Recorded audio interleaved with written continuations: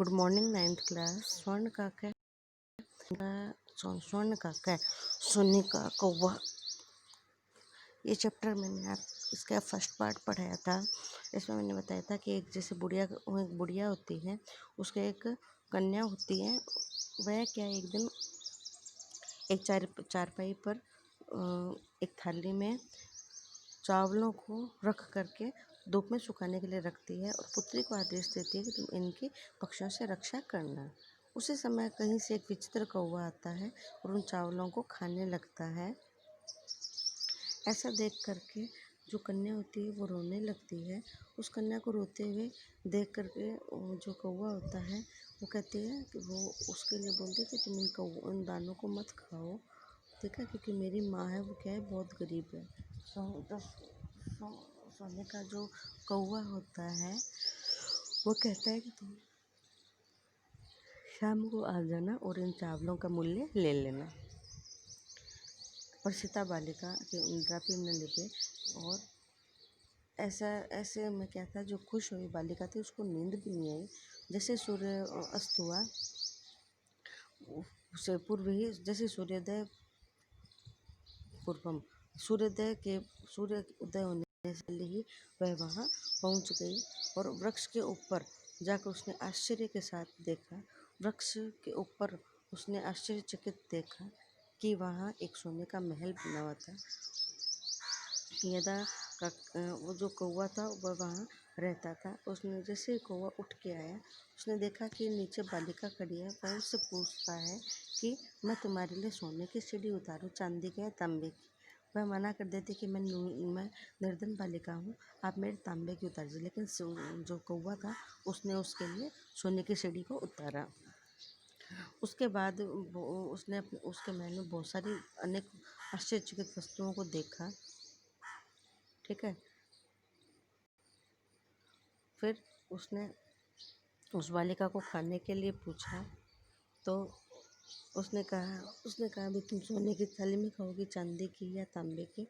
तो कहते मैं निर्धन बालिका हूँ, मैं तांबे की थाली में खा लूँगी। तांबे की थाली में वह जो कौवा था उसने उसे सोने की खाने में स्वादिष्ट भोजन कराया। ऐसा स्वादिष्ट भोजन उसने कभी भी नहीं किया था। और फिर उसे बोला कि भाई मैं चाहता हूँ कि तुम बहुत दिनों तक यहाँ रहो, लेकिन तुम्हारी जो दादी है वो क्या है, तुम्हारी जो माँ है वो अकेली है और तुम्हें अब शीघ्र ही अपने घर जाना चाहिए।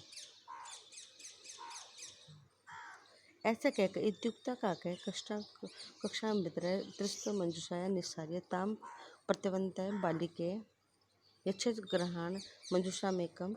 इत्युक्ता ऐसा कहकर जो कौवा था कक्षा अभ्यंतर कक्षा के मध्य यानी कमरे के अंदर तीन डिब्बियों को निस्सारे निकाल कर लाकर उससे कहा कि बालिका तुम इनमें से यच्छम ग्रहणाम, जो चाहिए वह एक डिब्बी ले लो। लघुतमा मंजुषाम प्रगय बालिकाया कथितम। छोटी सी डिब्बी को लेते हुए बालिका ने कहा एषः मध्य तंडुलाम मूल्य, ये मेरे चावलों का मूल्य है। गृह आगत्य तथा मंजुषा प्रथम उद्घाटिगता। घर आकर उसने जैसे ही डिब्बी को खोला तस्या महद कर्णानि हीरकानि विलोक्य, उसमें महंगे हीरों को देख करके सा प्रहिष्यता तद्दीन अवधाधिकार ने समझा था। वह प्रसन्न हो गई। तस्मिन ग्रामे एक अन्य लुब्धा वरदानों से, उसी गांव में एक दूसरी लोभी बुढ़िया रहती थी। तस्या अपि एक पुत्री, उसके भी एक पुत्री थी। ईर्ष्या स तस्य स्वर्ण काके रहस्यम ज्ञातवती। ईर्ष्या से भरी हुई उसने सोने के कौवे का रहस्य जान लिया। सूर्यास्तपे तंडुलाम निक्षिप्य तथापि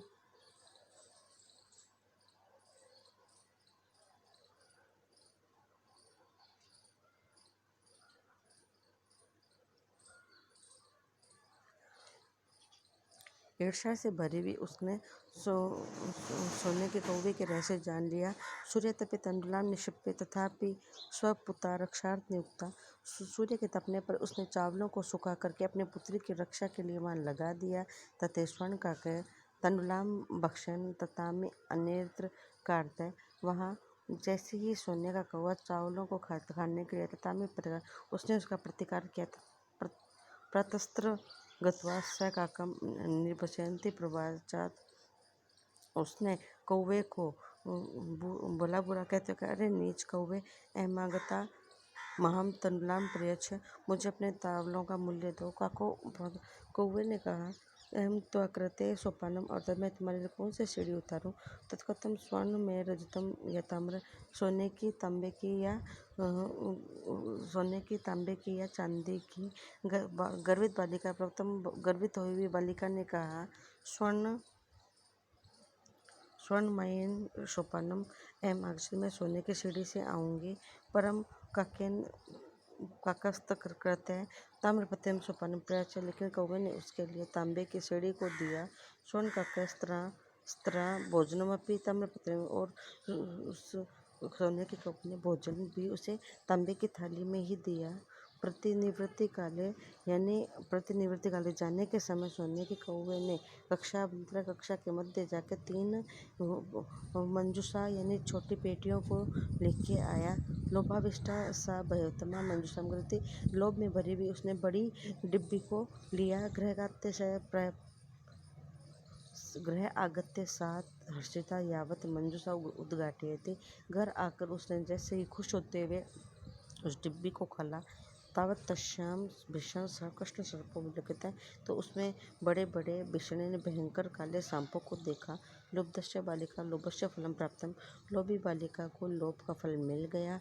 तदंतरम सा लोभस्य प्रतिवज्य, तभी से उसने लोभ न करने को निर्णय कर लिया।